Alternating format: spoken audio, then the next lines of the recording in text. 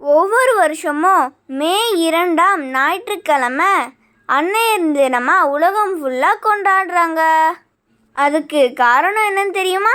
முதல்ல 1908ஆம் ஆண்டு தான் அன்னையர் தினம் கொண்டாடப்பட்டது. அமெரிக்காவில் விர்ஜீனியா பகுதியை சேர்ந்தவர் தான் அண்ணா ஜார்விஸ். இவர் தன் தாய் மேலே தீராத பாசம் வச்சிருந்தாரு. உங்க அம்மா இறக்கும் தருவாயில் தன்னோட நினைவு நாளை பொருள் தரும் ஒரு நாளாக கொண்டாட வேணும்னு அண்ணாவிடம் கேட்டுக்கொண்டாங்க. தன் அம்மாவோட ஆசையின்படி அன்னையர் தின அமைப்பு ஒன்றை நிறுவி அதன் மூலமாக பலருக்கும் உதவி செஞ்சு வந்தாங்க.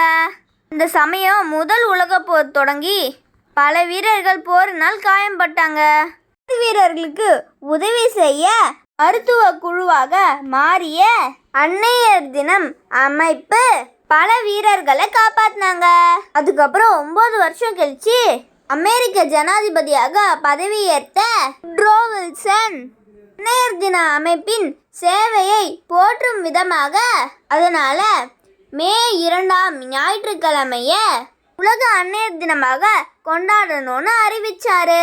அப்பத்துலேருந்து நம்ம அன்னையர் தினம் கொண்டாடிட்டு வரோம்.